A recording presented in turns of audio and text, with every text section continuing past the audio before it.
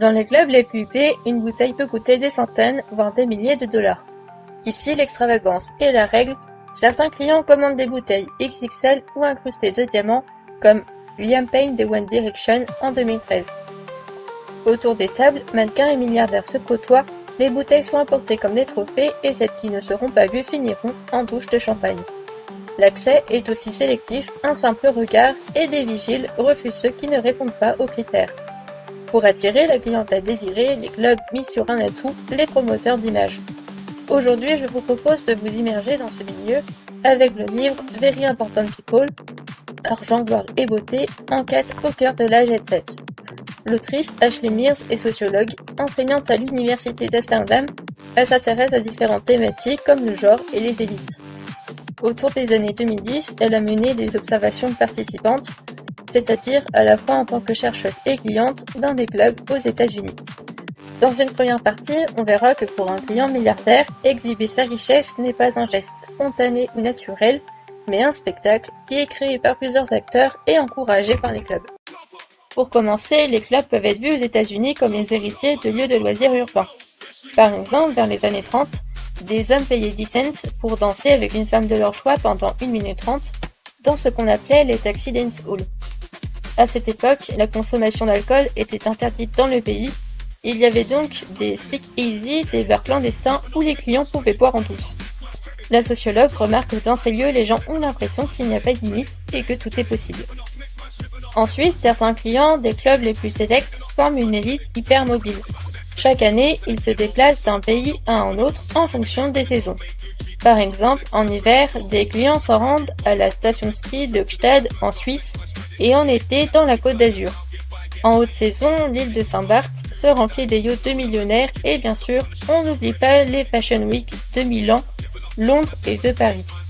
Où qu'il soit, l'ambiance reste la même, tube de hip-hop, champagne, cristal ou Dom Pérignon, et des prix qui donnent le vertige. Par exemple, au moment de l'enquête, un trajet de 6,5 km en taxi entre le port de Saint-Tropez et un club coûtait environ 100 €. Les clients fréquentent les mêmes lieux sans se mélanger aux autres. À force de se croiser, certains disent qu'ils forment une tribu, même s'ils ne se connaissent pas. Et leur déplacement nécessite forcément du temps, des relations et de l'argent. Pour continuer, le service à table est au cœur des soirées VIP. Ce concept a été importé aux États-Unis dans les années 90, où des patrons de boîtes new-yorkaises se sont inspirés de clubs parisiens. Au départ, c'était un service pratique pour éviter aux clients d'attendre au bar, mais il est vite devenu un spectacle. En effet, pour booster les consommations, les clubs ont mis en place des fontaines lumineuses avec une animation parfois un peu folle. Par exemple, des gens se déguisent en gladiateurs, livrent les bouteilles sur un char et les DJ annoncent en direct les achats de bouteilles à 40 000 $.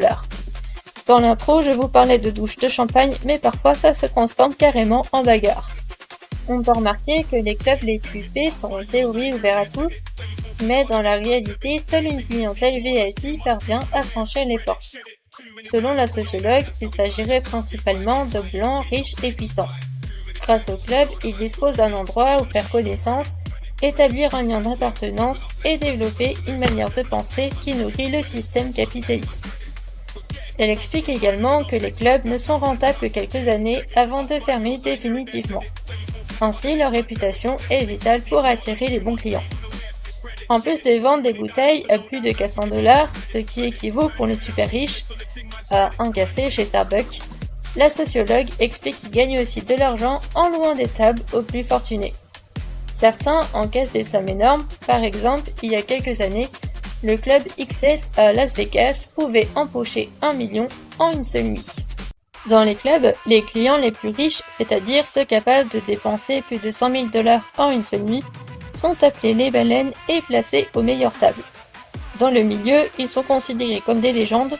La sociologue donne l'exemple de Joe Low, un homme d'affaires malaisien actuellement recherché pour avoir détourné avec ses complices 4,5 milliards de $ d'un fonds public. L'argent aurait servi à acheter un super yacht, des bijoux, etc.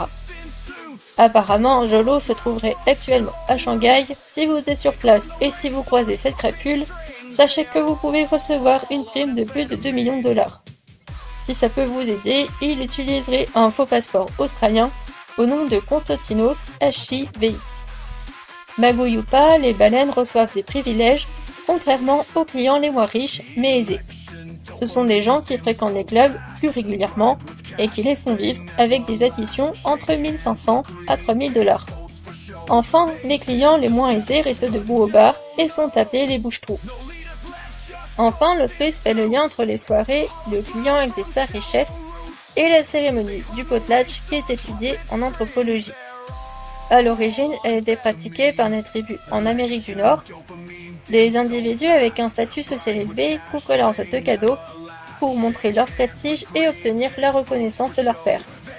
Selon la sociologue, c'est la même logique dans les fêtes des fraternités étudiantes aux États-Unis, où des jeunes brûlent carrément des billets et prennent des bains de champagne. Alors tous les riches ne participent pas à cette mise en scène. Par exemple, Rachel Sherman a montré que la bonne société new-yorkaise désapprouve les excès ostentatoires. Mais dans les clubs VIP, c'est une autre histoire, plus la bouteille est grande, plus elle est chère, et son nom n'est pas choisi au hasard. Un Mathusalem, soit une bouteille de 6 litres de champagne cristal, peut ainsi atteindre 40 000 $. Les gérants entretiennent volontairement un esprit de compétition. On prévient un gros client qu'un autre arrive et on place les baleines face à face, près du DJ, afin de stimuler les dépenses. La sociologue explique que les clubs poussent les baleines à enfreindre les normes de bienséance et d'égalité, ce qui est considéré comme normal. Après la fête, certains disent tout de même que c'était stupide ou de mauvais goût. Et bien sûr, le prestige n'existe que si le public valide la performance. Quand une baleine dilapide de l'argent, elle peut être la cible de critiques. Par exemple, elle sera vue par certains comme une frimeuse. Les critiques servent surtout à relativiser ses propres excès. Un client dépensant entre 1000 et 10 000 $ peut se sentir plus raisonnable. Ricardo, 23 ans, au moment de l'enquête, est fils d'un riche gestionnaire de fonds spéculatifs, assume pleinement ses dépenses. Il travaille pour l'entreprise familiale et pense que ce n'est pas un problème de faire la fête après le boulot. Pour lui, les clubs sont un moyen pour se faire des contacts et donc dépenser de l'argent est un investissement. Dans son livre, la sociologue parle également des promoteurs d'images qui auraient un rôle crucial dans l'univers des clubs VIP. On verra lequel dans une seconde partie. Tout d'abord, un promoteur bosse en freelance pour des restos et des clubs. Son but, c'est de ramener des clients et au moins 5 filles par soirée. Mais si on a plus, c'est mieux. Le métier, qui est surtout exercé par des hommes, n'a pas forcément bonne réputation, puisque des clients les méprisent et les traitent de losers. Mais il peut rapporter gros. Par exemple, un promoteur vivait dans un studio chic et gagnait environ 15 000 $ par mois. Pour beaucoup, c'est un job qu'ils ne garderont pas toute leur vie et c'est un moyen de se créer des contacts. Certains rêvent de devenir très riches, genre multimillionnaires, même si peu y arrivent. Ils se disent qu'avec les bonnes rencontres, tout est possible. Pour l'autrice, il s'agit de la version la plus prestigieuse du rêve américain. Elle remarque également que les promoteurs se distinguent de leurs clients par leur différence de classe, par exemple dans leur manière de parler. Mais cette différence peut être comblée par les relations, tout aussi importantes qu'ont les promoteurs. Pour un promoteur, ramener des mannequins c'est mieux. Sans elles, il ne se fera pas respecter. Ses concurrents se moqueront de lui, des filles qui l'accompagnent en soirée, voire même de sa petite amie. Ashley Mears rapporte qu'un promoteur a rabaissé la compagne d'un certain Abe en disant qu'elle avait plein de cellulite aux jambes et que c'était dégoûtant. Selon lui, le club pour qui Abe travaillait ferait mieux de fermer plutôt que de faire appel à ses services. Certains promoteurs sont considérés comme des modèles. Ils sortent toujours entourés de mannequins qu'ils accompagnent à des castings ou à des soirées. Ensuite, pour recruter des mannequins, si on peut appeler ça du recrutement, tous les moyens sont bons. Par exemple, certains se font passer pour des livreurs de pizza ou décrochent un stage dans une agence. D'autres optent pour la drague comme Samson, un ancien vendeur de téléphone. Ce dernier a une journée de travail bien remplie, il se lève à 10h, se rend à la salle, puis se gare devant des agences et des studios de casting à Manhattan. Puis il part à l'abordage. Si un autre promoteur veut parler à la même fille, ils font une partie de Shifumi. Enfin, quand il veut faire une pause, il se pose devant Netflix ou fume une clope.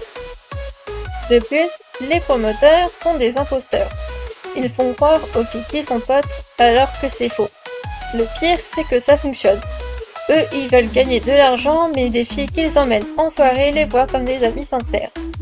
Pour un promoteur, flirter avec une fille, l'inviter au spa, l'emmener à Disneyland ou lui donner de l'argent de poche pour faire du shopping est une question de rentabilité. Il peut se voir comme un menteur ou penser que son amie, entre guillemets, est juste une profiteuse. En échange de ses soins, la fille doit lui être loyale. Si elle ose quitter la soirée, il est capable de lui hurler dessus. Certains promoteurs, pour empêcher les filles de quitter un club, vont même jusqu'à rendre l'accès compliqué à leurs affaires. Jouer le meilleur pote est selon la sociologue du management. En soirée, le promoteur gère son groupe. Il maintient l'ambiance en dansant avec les filles, leur porte un toast, et s'il trouve qu'une fille gâche l'ambiance, il la vire. Avant, il vérifie que le dress code, robe, talons aiguilles et peau parfaitement épilée est respecté. Si ce n'est pas le cas, une fille peut se faire humilier. Puis, les promoteurs viennent d'horizons très variés. Certains viennent d'un milieu modeste, comme Santos, originaire de Bogota. Né dans une famille nombreuse, il a travaillé à Milan comme serveur et barman. Le patron du bar où il travaillait lui a proposé le job de promoteur. Et des ans plus tard, il fréquentait des milieux sélects, par exemple à Saint-Tropez, où il aurait rencontré des princes saoudiens. D'autres viennent de milieux privilégiés comme Enrico. Alors lui, c'est un sacré phénomène. Issu d'une famille riche espagnole, il a étudié dans une université privée et était un fêtard. Ses parents lui versaient de l'argent chaque semaine, mais ça ne suffisait pas pour financer son train de vie. Il est donc devenu serveur dans un restaurant thaïlandais de Times Square, et apparemment ça se passait bien.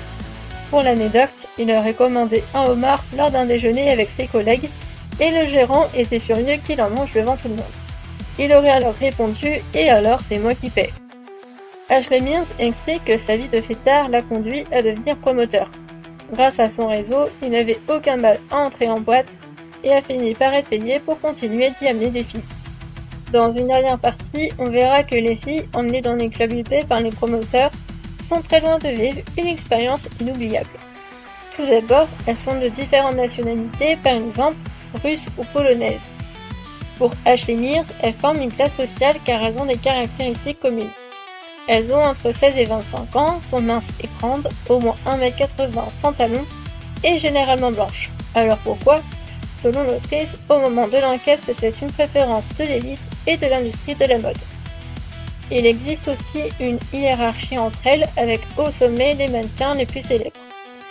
Enfin, leur carrière est courte, elle durerait seulement quelques années. Sur le papier, les filles font la fête gratuitement, mais en vrai c'est loin d'être aussi fun. On leur promet un repas, mais elles peuvent se retrouver avec des restes et du concombre à la place de sashimi. Toutefois, elles peuvent bénéficier d'un vrai repas en mangeant dans un resto avec des clients. Grâce à leur présence, un promoteur peut se faire de l'argent, mais elles ne perçoivent rien. Alors certes, il peut leur donner de l'argent de poche, mais ce n'est pas systématique et ça ne remplace pas une paie. Ensuite, pour entrer dans les boîtes les plus prestigieuses, il faut être belle, jeune et respecter le dress code. Sinon, c'est la porte. Passé 30 ans, les filles sont vues comme trop vieilles. Certaines se font recaler à l'entrée pour des détails absurdes. La sociologue raconte par exemple qu'une fille s'est faite humilier par un videur dans une boîte de Manhattan parce que ses orteils dépassaient de ses sandales. Pour continuer, certaines mannequins rencontrées par la sociologue vivaient dans des conditions précaires. Elles partageaient des logements exigus, payaient des loyers exorbitants et accumulaient les dettes, notamment envers leurs agences qui avançaient les frais de voyage, de visa. Pour terminer, les promoteurs, censés être leurs amis, peuvent se montrer violents et hypocrites. Certains n'hésitent pas à critiquer les filles dans leur dos, voire les mettre à la porte. Un certain Santos a viré des filles de sa villa simplement parce qu'elles n'étaient pas venues à sa soirée. Elles ont dû se débrouiller pour se reloger, et l'autrice peint lui une scène terrifiante tellement il hurlait. Du côté des baleines, ce n'est pas mieux. Par exemple, la sociologue raconte avoir vu un client forcer une fille à boire. Ensuite, dans les clubs, les filles servent de décor aux yeux des baleines, elles ne sont que du mobilier.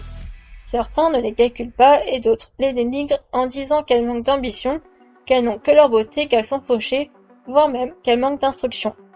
Si elles veulent se mettre en couple, ils se tournent vers les femmes de leur classe sociale, car elles seraient entre guillemets plus sérieuses. alors que dans les faits, des filles recrutées par les promoteurs travaillent ou sont étudiantes. Enfin, des promoteurs ont des aventures avec des filles et échangent des photos d'elles avec leurs potes sans leur consentement. En effet, un enquêté a prétendu recevoir des photos de ses potes avec des filles endormies dans leur lit. Pour conclure, dans les clubs les plus huppés, les soirées sont mises en scène.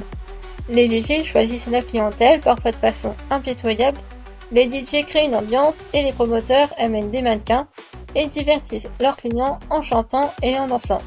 Les baleines sont encouragées à exhiber leurs richesses et entrent dans la légende. On peut dire aussi que c'est un univers rempli d'hypocrisie. Les filles censées profiter d'une fête gratuite sont en fait exploitées et méprisées. Mais ça passe, car elles ont l'impression d'être bien traitées par leurs soi-disant amis. C'est la fin de cette vidéo, merci d'avoir regardé jusqu'au bout. J'espère qu'elle vous a plu, n'hésitez pas à mettre un petit like ou un petit commentaire et à vous abonner à ma chaîne pour ne pas rater les prochaines vidéos. Sur ce, à bientôt!